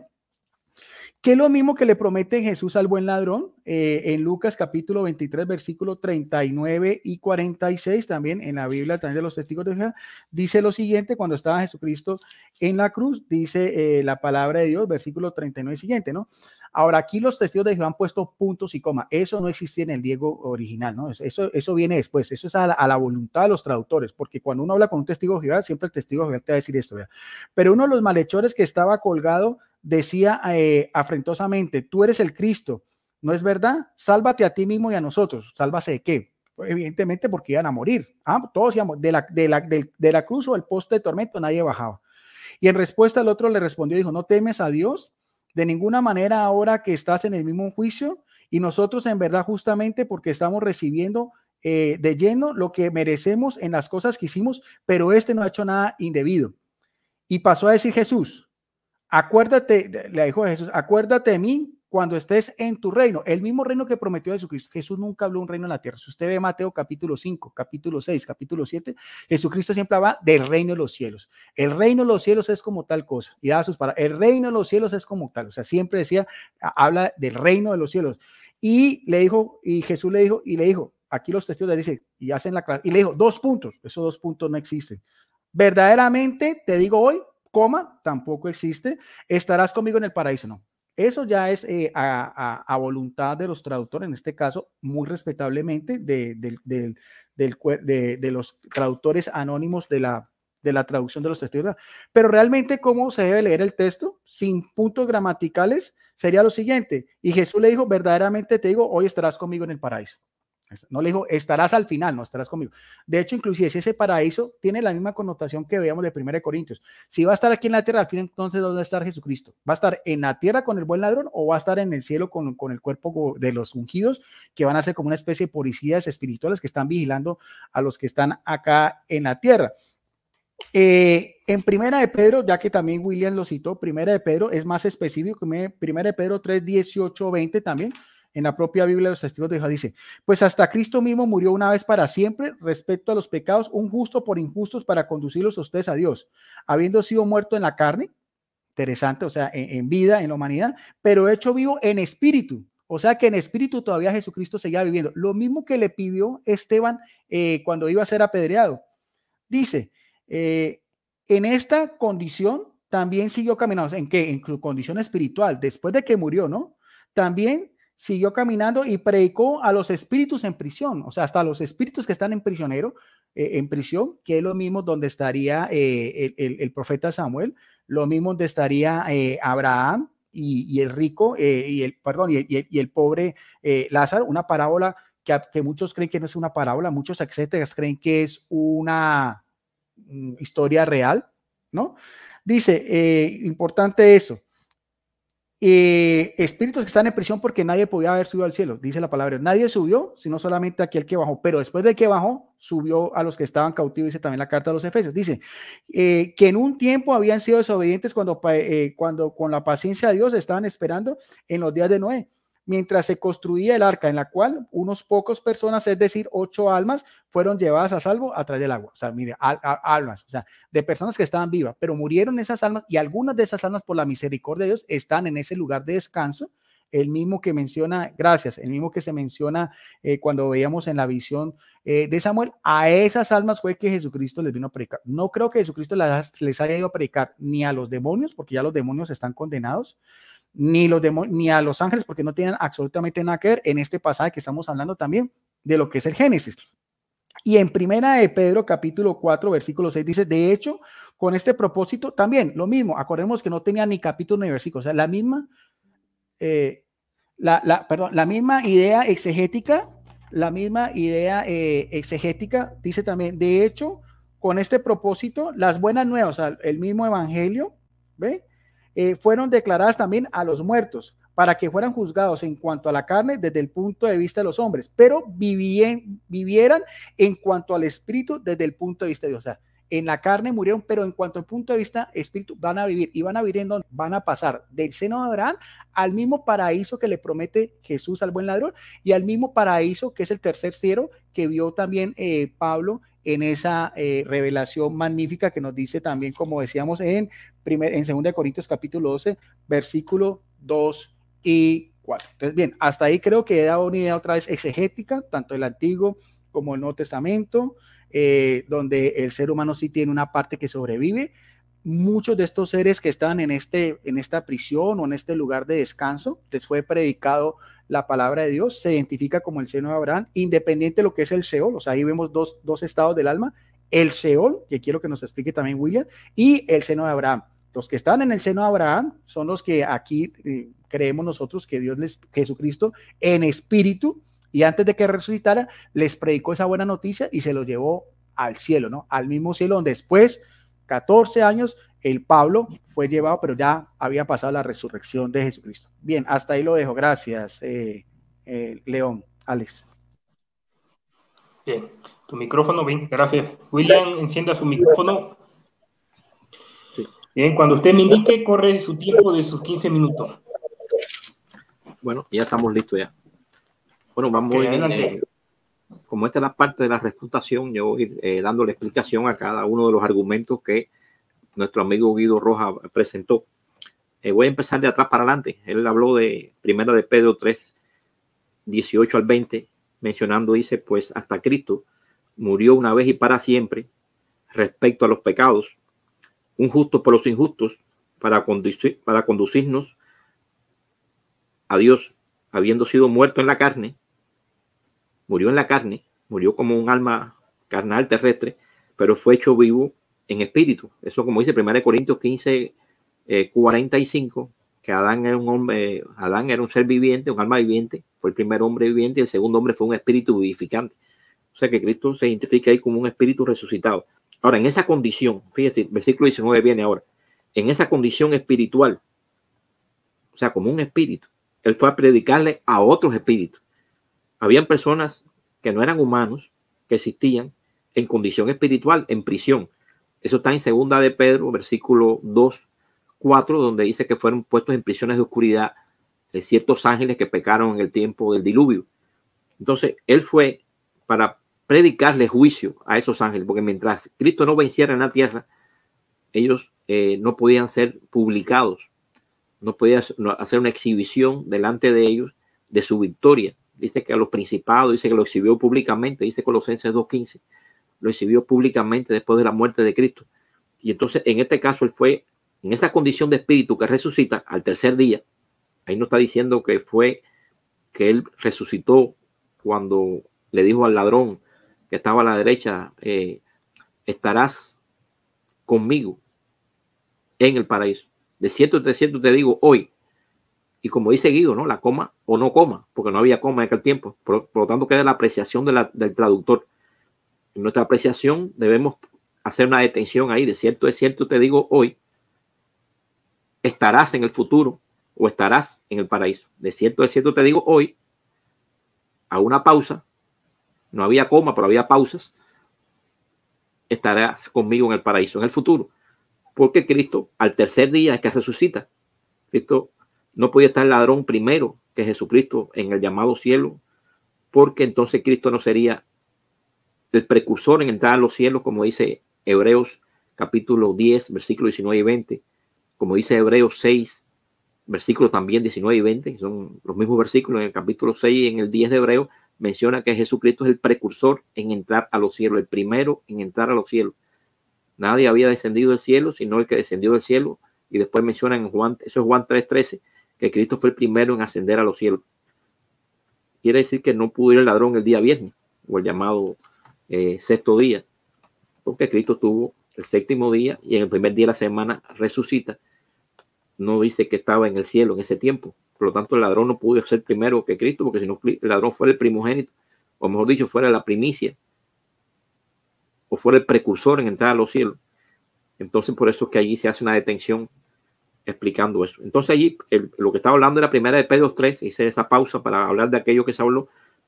Allí Jesucristo lo que hace es predicarle juicio a los demonios que predicaron en el tiempo, o sea, que violaron en el tiempo de Noé su condición y su naturaleza. Como dice Judas capítulo 1, versículos 7 al 9, que esos ángeles que pecaron y dejaron su hábitat natural y fueron en contra de la naturaleza, pero fueron puestos por juicios. Se le hizo en prisiones de oscuridad, mejor dicho, fueron puestos en prisiones de oscuridad hasta este juicio que Cristo le denuncia allí, de que ellos fueron personas que merecían, ¿no?, la muerte eterna, porque no es lo mismo un ser que no ha pecado, un ángel, un ser espiritual que no nace en pecado, un ser creado, ¿no? Ya se le está anunciando su eliminación total, como dice en Mateo 25, capítulo 25, que dice que el diablo y sus ángeles y las cabras, ¿no?, dice que hay un lugar que está preparado para ellos, que es un lago de fuego, ¿no? Esa es otra explicación que vamos a dar también después, que lo que es un lago de fuego se expresa la consumación total. Por eso que como Jesucristo, me decía Guido, ¿no?, que qué es lo que resucita de Cristo, porque si las personas mueren, entonces ¿dónde están los cadáveres de esos ungidos que murieron? Bueno, ¿de qué manera se representó a Cristo en el santuario sombra mediante la muerte de aquellos sacrificios animales? Bueno, el Cordero Pascual no podía quedar nada hasta el otro día, tenía que ser quemado totalmente, un holocausto total, no podía quedar nada, tenía que ser completamente quemado totalmente. Al no quedar nada es porque el sacrificio eterno está representando que su vida y muerte la daba completa. No había recuperación de carne y sangre del animal, no había una recuperación. No hay en la Biblia un testimonio que un animal de aquello se recuperara, una oveja, un toro de aquello que se eliminaba. No había recuperación de ello. No hay una manera bíblica en la sombra que diga que este murió, pero mira, aquí está el vivo, aquí está el otro animal que representa que este resucitó, como otro animal, como otro tipo de otro animal vivo que lo ponían. No aparece eso, sino solamente los sacrificios eran muertos totalmente y no quedaba nada. Por eso que cuando Cristo resucita, lo que resucita es un cuerpo espiritual. Murió, pero resucita un cuerpo espiritual. Eso está aquí dicho en Hechos capítulo 2, en el versículo 29, mejor dicho, voy a leer desde el 25. Dice, porque David, tocante a él, decía, tenía Jehová completamente o constantemente a mis ojos, porque está a mi diestra, para que yo nunca sea sacudido. A causa de esto se alegró mi corazón y se regocijó mucho mi lengua. Hasta mi carne residirá en esperanza. Porque no dejarás mi alma en el Hades. Aquí estamos hablando de la palabra Seol, que me dijo Guido que explicara. La palabra Hades, que es el griego, también es la traducción de Seol. Es literalmente la traducción de Seol es Hades, y es el lugar a donde van los muertos. Lugar a donde van los muertos no quiere decir que son muertos que están con vida ahí abajo, ¿no? Es el lugar donde van los muertos, sencillamente. Lo que la filosofía griega y otros tipos de enseñanza lo ponen como personas vivas, ¿no? Ellos amaban la vida y pensaban que la persona no, de alguna manera, seguía viva en alguna forma, y por eso ponían el Seol como personas vivas allí. Pero la Biblia completamente menciona en hebreo que como cité ahorita, que los pensamientos de una persona cuando muere dejan de ser. Y si un pensamiento deja de ser y el espíritu se retira, entonces no hay conciencia, como dice también Eclesiastés. Dice, porque no, dice el versículo 27, porque no dejarás mi alma en el Hades, ni permitirás que el que te es leal vea corrupción. O sea, ¿qué es lo que es corrupción? Si está en la carne, se iba a podrir. Acuérdate, yo expliqué ahorita que una persona que es perfecta en carne tiene vida eterna, pero tiene dos formas de morir. O que peque, como nosotros pecamos, que somos cuerpos humanos que pecamos y nos vamos corruptiblemente desgastando, ¿no? Porque este cuerpo corruptible se puede herir. Cristo también murió porque lo mataron, no porque no pecó. O sea, pero ya después que muere, ese cuerpo se desintegra y apesta. Ese cuerpo podía hiede. Entonces Dios no permitió que ese cuerpo le pasara eso. No permitió que el cuerpo de Cristo se descompusiera y sufriera esa corrupción, sino que más bien ese cuerpo, como el de los animales que explico ahorita, dejó de ser. De alguna manera Dios se deshizo completamente en partículas para que no sufriera ese tipo de putrefacción, como hacía con los animales, como expliqué en todo el sistema levítico, como se explica ahí en todas las sombras a través de los cuerpos sacrificados. Entonces Cristo resucita en espíritu, o sea que sacrificó esa carne y sangre, así es el pacto, el nuevo pacto es ese, ¿no? Es de la carne y la sangre. Y entonces, después de 3 días, entonces resucita con un cuerpo espiritual. Dios le da la vida nuevamente, pero un cuerpo espiritual. Eso es lo que dice allí. También dice el versículo 29, varones hermanos, es permisible hablarle con franqueza de la expresión respecto a la cabeza de la familia de David, que él falleció y también fue sepultado y su tumba está entre nosotros hasta el día de hoy. O sea que la tumba de David estaba hasta el día de él, no estaba en otro lugar, ahí estaba la tumba, no estaba vivo en ningún lugar. Cuando Lázaro murió y Cristo resucitó, Lázaro no hizo ningún tipo de explicación ni dio ningún tipo de información sobre esos días que estuvo muerto. No, él no dijo que estaba en un lugar vivo, en algún lugar. Más bien Lázaro resucitó y no habló nada de eso, porque los muertos nada saben. Realmente Lázaro lo que hizo fue ponerse contento con su resurrección, pero no da testimonio de un mundo en el más allá, ni que estaba en un Hades o en un Seol o en un seno de Abraham.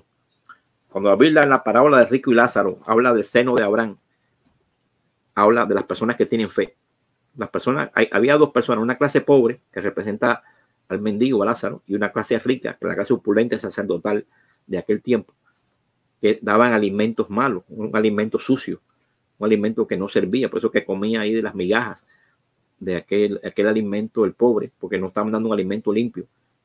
La clase estaba corrompida, la clase sacerdotal, y por eso que Cristo, cuando viene, escoge a un grupo de personas, y esas personas tienen fe, la fe de Abraham, porque la fe de Abraham es la fe del nacimiento. A Abraham se le prometió que iba a venir el Mesías, y esa persona debe ser fe en Abraham, por eso que están en el seno de Abraham, porque tienen esa fe, y por eso que son pasados a otro nivel. O sea que la clase rica queda desacreditada y la clase de fe, la fe de Abraham, queda puesta como los sacerdotes, como dice Primera de Pedro, capítulo 2, versículo 4, que hay un linaje sacerdotal nuevo, según la orden de Melquisedec.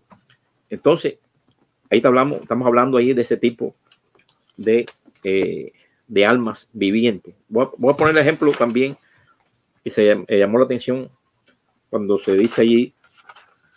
Guido dijo que la persona cuando muere después viene el juicio. Dice, toda persona cuando muere, dice que automáticamente viene el juicio, ¿no? Dando a entender de que la persona cuando muere va para los cielos y hay un juicio, la persona como que sigue viva, es lo que me dio a entender, ¿no? Pero ahí no se está hablando de eso, ¿no? Ahí lo que se está diciendo es que la persona cuando muere viene el juicio. El juicio no es el juicio que dentro de un trono de Dios automáticamente cuando muere, sino que ese es el juicio milenial. Porque todas las personas, después que mueren, lo que viene es el juicio. El día milenial es un día de juicio. Nosotros los testigos entendemos que es el día de juicio que la Biblia menciona en el capítulo 20 de Apocalipsis. Y es por eso que Pablo, ¿no?, tenía ese concepto, según dice Hechos 24:15. En el libro de los Hechos 24:15 menciona allí que Pablo guardaba la esperanza que guardaban sus padres. Dice que va a haber una resurrección. Pero una resurrección, está hablando de una resurrección terrestre, porque eso es lo que creían los judíos. Los judíos no creían en una resurrección celestial, creían en una resurrección terrestre. Y esa resurrección terrestre, Pablo dice allí que él tiene esperanza, como la tenían los padres, de esa resurrección. Pero no solamente para los testigos de Jehová, como decía Guido, no solamente nosotros somos los que vamos a resucitar en vida. Allí menciona que va a haber resurrección tanto de justos, personas que entendieron la verdad, personas que se justificaron con el Mesías, como personas que no se les predicó de Jesucristo, que no fueron justificados por la sangre de Jesús. Quizás el mensaje no le llegó a ellos, murieron, personas anormales, niños que murieron, personas que por X causa, solamente Dios conoce los corazones, esas personas son llamadas injustas. Y hay esperanza, dice Pablo ahí, hay esperanza, dice Pablo, para tanto para injustos como para justos, porque esa promesa se le dio a los padres y él la reserva en su corazón y él la guarda y dice que esa resurrección, por eso que va a haber testigos y no testigos, una resurrección terrenal donde va a haber millones y millones de personas que van a venir a resurrección como almas que van a resucitar en carne, porque murieron y van a resucitar nuevamente, porque Dios conoce quiénes son los que son de él y lo va a resucitar. En cuanto a lo que debe explicar el punto también, en cuanto que él me habló de cómo un ungido cuando muere, por ejemplo, poner el caso de Pablo. Si Pablo muere, quedó muerto hasta el día de la resurrección, primera resurrección. Que la primera resurrección nosotros entendemos que empieza en un periodo posterior, cuando Cristo toma el reino en los cielos, que entendemos que ya Cristo lo tomó en el año 1914 en los cielos, según una profecía. A partir de que él limpia los cielos y la casa queda preparada, las moradas en los cielos, él empieza a resucitar personas de la clase ungida. Ahora, ¿qué pasó con esas personas durante todo ese tiempo? Como pregunta Guido, ¿qué pasó durante el tiempo ese del año 33 que empezó a escogerse a esas personas hasta el tiempo actual? ¿Qué pasó con estas personas que primero murieron? Bueno, 1 Tesalonicenses da la respuesta. 1 Tesalonicenses 4:16 dice que los muertos en Cristo resucitarán primero. Esos muertos en Cristo, cuando nosotros los testigos entendemos que en Cristo son las personas ungidas. Una persona, los muertos en Cristo, se está refiriendo a personas ungidas. Les puedo explicar eso más adelante, si quiere, o hablamos en otro momento, porque yo sé que el tiempo ya no va a dar para eso. Pero cuando se dice los bautizados en Cristo o los muertos en Cristo, en aquel tiempo el llamado al reino se ocurría en los tiempos a partir del tiempo de Jesús. Y esas personas que se unían a Cristo y morían estaban muertos en Cristo. Dice que Cristo los resucita y lo eleva en el aire. Y después dice los que están vivos en el tiempo de presencia, que Pablo pensaba que Cristo venía en sus días, porque Pablo dice que lo pensaba. Por eso que Pablo dice allí que nosotros los que estemos vivos también nos iremos con él.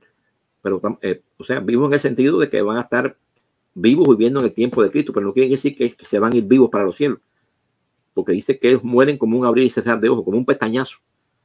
Una persona en un pestañazo es un abrir y cerrar de ojos. Dice la final completa, como un abrir y cerrar de ojos.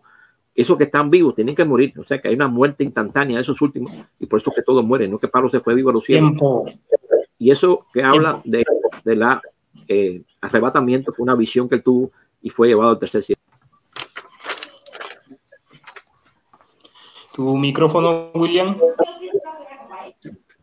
Tu micrófono. Sí. Bien, gracias. Gracias también por tus 15 minutos de refutación. Ahora vamos a lo que son los 5 minutos de conclusión. Es decir, van a hacer un resumen de todo el debate, ¿verdad? De todo lo que ya se habló, de lo que se dijo, ¿no? Entonces, caballero Guido Rojas, ¿está usted listo para sus 5 minutos? Sí, te ahorra el caballero, con Guido es más que suficiente, gracias, tanto formalismo, gracias León, ahí empiezo. Bueno, vuelvo a repetir. Adelante. Gracias, escuché muy atentamente, claro, aquí estamos hablando de posturas y todas son muy respetables, solamente estamos dialogando. Bueno, no me explicó William con lo que decíamos en Eclesiastés capítulo 3 versículo 21, dice que hay que conozca el espíritu de los hijos de la humanidad en general, ¿no? Si ascienden hacia arriba y el espíritu de las bestias que desciende hacia abajo de la tierra. Aquí no dice que están en la memoria de Dios, eso tendría que mostrarme en qué pasaje se dice que inmediatamente quedan en la memoria de Dios.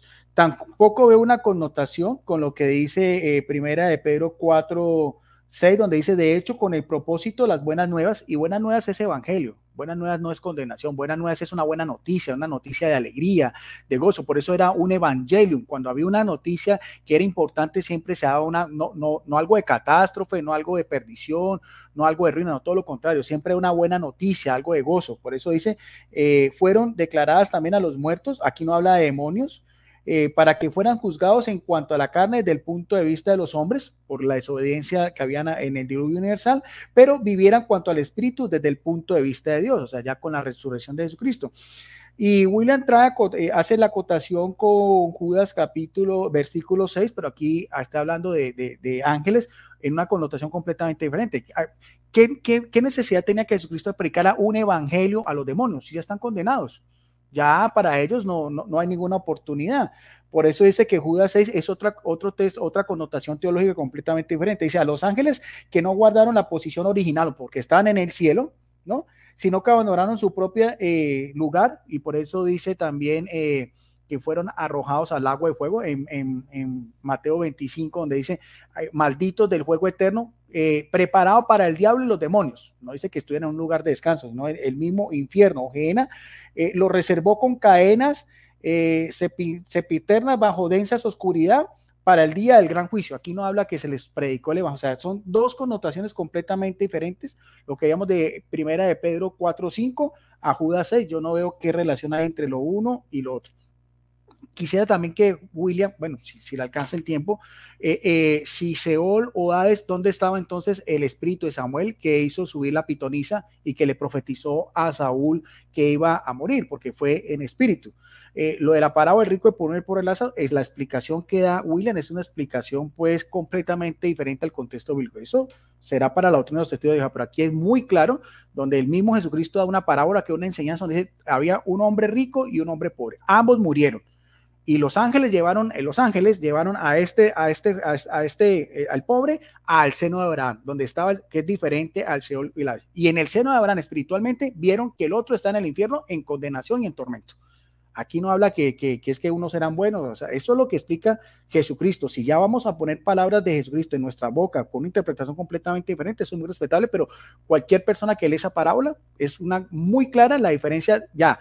En ultratumbas después, el uno estaba en una espera de descanso con Abraham y con todos los hombres de Dios del Antiguo Testamento, que de hecho en Hebreos 13:1 dice que ya son testigos en el cielo, ya son esas 9 testigos, mientras el otro estaba en tormento. Si eso no es el infierno para los testigos de Jehová, bueno, es muy respetable. Después habla que aquí sí es algo nuevo, porque que entonces todos los estaban en la memoria de Dios, y que hasta el año 1914 Jesucristo purificó el templo y se lo llevó al cielo. Eso también es una doctrina de los testigos de Jesús, no hay forma de probarlo, y mucho menos eso es una modificación de la doctrina de los testigos de Jehová con su propia cronología histórica, pero eso no hay ninguna parte en la Biblia donde se diga que después del año 1914, inclusive si después de 1914, esos que están en la memoria de Dios fueron llevados al cielo, ¿en qué condición están? Están espiritualmente. Por lo tanto, a esos que están en el cielo, están en una parte que no es, así William dice que es la primera resurrección, están espiritualmente.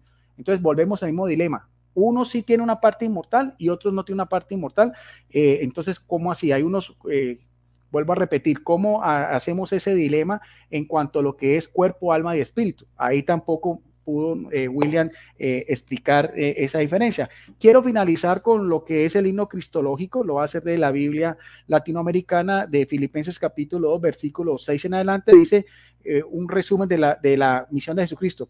Él compartió la naturaleza divina, igual a Dios por propio derecho, sin embargo se redujo a nada, y tomando condición de siervo cuando vino a la tierra, se hizo semejante a los hombres, y encontrándose en condición humana se rebajó a sí mismo, haciéndose obediente hasta la muerte y muerte de cruz. Por eso Dios, después de eso, lo engrandeció y le dio el nombre que está sobre todo nombre. Pónganlo mucho cuidado en el versículo 10, para que al nombre de Jesús se doble toda rodilla en los cielos, en la tierra, inclusive entre los muertos. Déjame terminar la idea. Y toda lengua proclame que Cristo Jesús es el Señor. Sí, termino aquí. Y toda lengua proclame que Cristo Jesús es el Señor, para la gloria de Dios Padre. Gracias. Bien, tu micrófono, por favor. Bien. Bien, William, tu micrófono, enciéndelo. ¿Está usted listo para sus 5 minutos? Estamos listos. Adelante. Es verdad, voy a hacer el resumen breve, ¿no? En cuanto a las cosas que he oído hablando, que no hablé, es verdad que fueron muchas cosas y ahora le estoy dando respuesta. En la predicación de los muertos que se habla en 1 de Pedro 3:18 en adelante, la predicación de los muertos, las personas que por fe estaban sin fe en Cristo, eran personas muertas. Por eso que dice que se le predicara a los muertos. Esas personas había que predicarla a todo el mundo, porque todo el mundo dice que dice también Efesios 2 que estamos muertos en nuestros delitos y pecados, y que por medio de la fe de nosotros que vamos a obtener, entonces salimos en esa libertad y nos sacó de la muerte. Pero estas personas siguen en la muerte. Entonces Cristo está diciendo, Pedro está diciendo que se le predica a ese tipo de muertos. Por eso cuando Cristo dijo a una persona que iba a enterrar a su padre, dijo, no, déjame enterrar a mi padre ante yo, o a un familiar, ¿no? Antes de yo seguirte, y dijo, bueno, deja que a los muertos, entierren a los muertos. ¿Ve? Está hablando de una persona muerta en la fe, muerta espiritualmente, para que enterrara a un muerto literal. En ese caso se habla en ese punto. Cristo no predicó el evangelio tampoco, cuando Guido no le predicó el evangelio a los demonios que estaban ahí. Cristo, por el evangelio que decir buenas noticias. Cristo no le predicó el evangelio. Cristo, lo que dice el texto es que Cristo le predicó juicio, fue lo que yo dije, predicó juicio, un juicio adverso, porque había que darle ese juicio porque todavía no había vencido ningún ser humano en la tierra, y Satanás, que le había ofrecido los reinos de este mundo, que se lo ofreció a Jesucristo, tenía el poder de autoridad en esta tierra. Y Cristo, al vencer, entonces la autoridad nuevamente pasa a un ser obediente en la tierra, como no lo fue Adán, y Cristo, el segundo Adán, entonces le da ese tipo de juicio a aquellos que tenían el dominio y que se habían apropiado de la autoridad en la tierra. Por eso que él le hace un juicio allí, o sea, predica juicio a esa persona que estaba en espíritu, en esa condición espiritual que resucitó Cristo, fue y predicó a esos demonios. Hablábamos también ahí de Samuel, ¿no? Me hablabas de Samuel. Bueno, lo que dice ahí, la pitonisa es un tipo de doctrina contraria a la palabra de Dios. Dios condena en la Torá el espiritismo.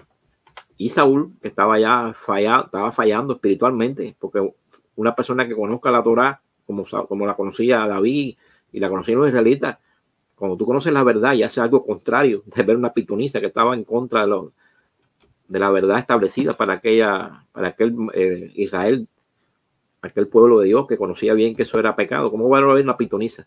Sabía que iba a haber a una persona que, como Samuel no aparecía y no podía consultarlo, entonces él dijo, bueno, si no tengo que buscar un medium en un espiritito, alguien que medie con los espíritus, con los dioses, con los seres espirituales, que los dioses, los ángeles se le llaman dioses también en la Biblia, que son Elohim, ven Elohim, o sea, seres poderosos, lo que significa. Entonces lo que bajó fue un demonio, que fue el que le engañó, y la pitonisa le hizo ver como si fuera un ser igual que el de Samuel, como hacen actualmente los espiritistas, porque yo conozco personas en mi trabajo que son espiritistas y me cuentan eso, como ellos hacen bajar, usan la voz de personas y a otras personas que van a buscar ahí mediación con ellos en sus centros espirituales. Y así eso es fácil de entender ahí.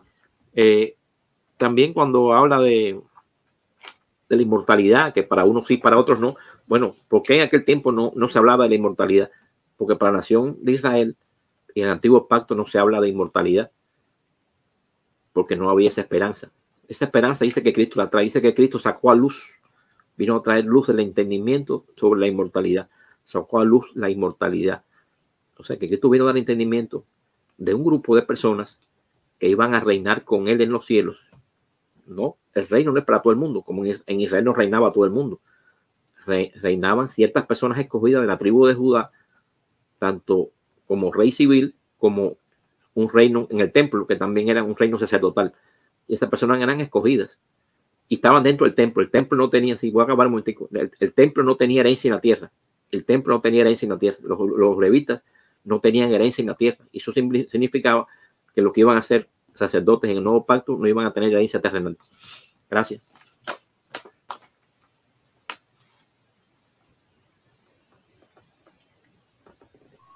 Se me quedaron cosas ahí por decir, pero bueno. Bien.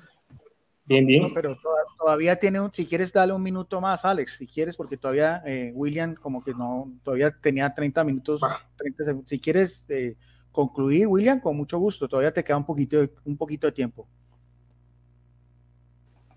Sí, no, iba a explicar esa parte que también me quedé en el tintero de explicar, diciendo de que el texto de Eclesiastés 3:20 y 21, que dice que quién hay que conozca el espíritu de los hijos de la humanidad.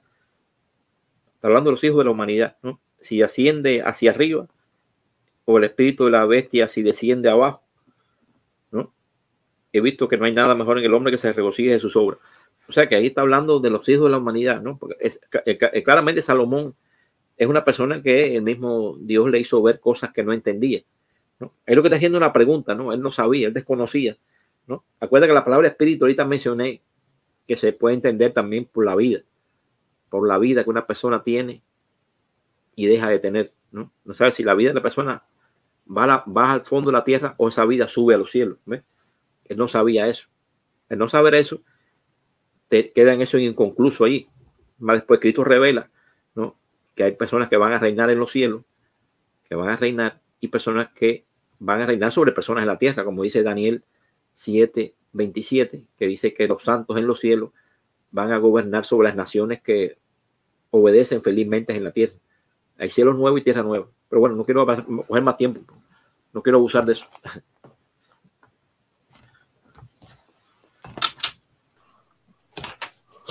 Muy bien, muchas gracias a ambos por habernos compartido este tema.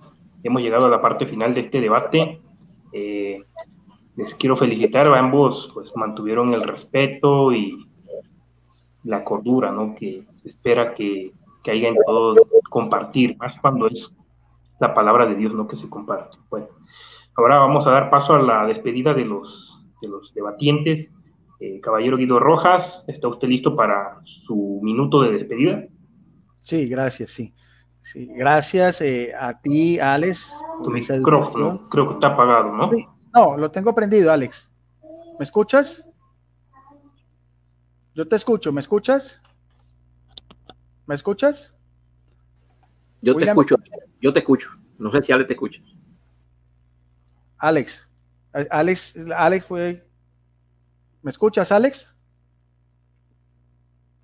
Bien, bueno, no, gracias por esta oportunidad. Para mí es un simple compartir. Yo no veo ya estos debates como si fuera un ring de devoción, no, mucho más simplemente venimos aquí a compartir nuestras ideas con la altura y la educación que merecen estos temas de seriedad desde las dos ópticas. Gracias también a William por su educación, por su respeto. Ya lo había visto en otros debates. Me parece muy interesante también las exposiciones y también lo que ellos creen. Quería mostrar mi afiliación con los testigos de Jehová no es de tiempo atrás. Aquí tengo, ya para finalizar, ustedes pueden mirar, la Torre del Vigía. Esta es una carta de la sucursal de los testigos de Jehová en Bogotá, ¿no? Donde tienen una sede. Si ustedes pueden mirar la fecha, dice 1 de junio de 1993. O sea, yo les escribí y me contestaron. Desde esa época tengo esa inquietud también por conocer la doctrina de los testigos de Jehová y he conocido grandes amigos y he sido muy bien atendido en el Salón de Reino cuando fui a las asambleas y también en los coliseos donde hacen también sus eventos. Y finalmente, saludos también a los otros hermanos testigos de Jehová de ustedes con los que he debatido, a José Galileo, que vive también muy cerca donde yo vivo, aquí en Colombia, a Samuel y a Fran Enríquez también, y a Javier y a Renan también. Excelente, todos son unos caballeros. Gracias, bendiciones.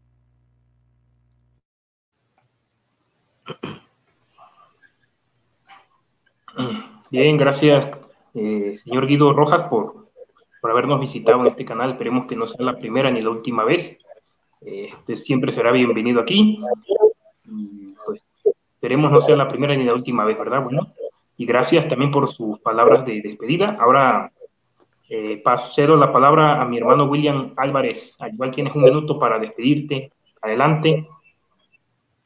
Sí, como dije al principio y vuelvo a cerrar con esto, ¿no? La opinión que tenemos los testigos de Guido es excelente, porque es una persona que sabe oír, sabe exponer las cosas de una manera como no las expone otras personas dentro de los grupos estos que nosotros a veces debatimos, ¿no? Pero es excelente la manera de explicar y así somos las personas. Cuando uno llega a aprender cosas, aprende de personas de este tipo, personas que saben expresar sus ideas y son calmados y aman de la manera de expresarse al prójimo, ¿no? Y eso es de una manera excelente. En otro momento quizás pudiéramos también tener podemos hablar de la parábola de Rico Lázaro, otras cosas que se quedaron en el tintero, pero realmente le agradezco a él y a todos los que han oído esta manera de expresar nuestras doctrinas, ¿no? Porque hay muchas cosas que el corte es muy poco tiempo, porque sabemos que esto es muy amplio y a veces las cosas uno quiere hablarlas más y ampliarlas más y no puede.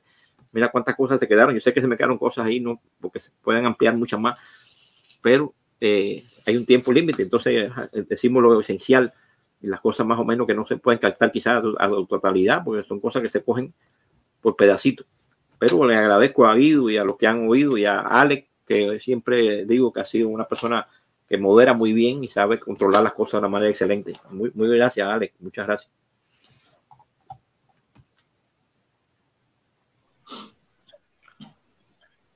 Bien, nuevamente gracias a ambos y gracias a los 54 presentes que estuvieron aquí viendo en el chat.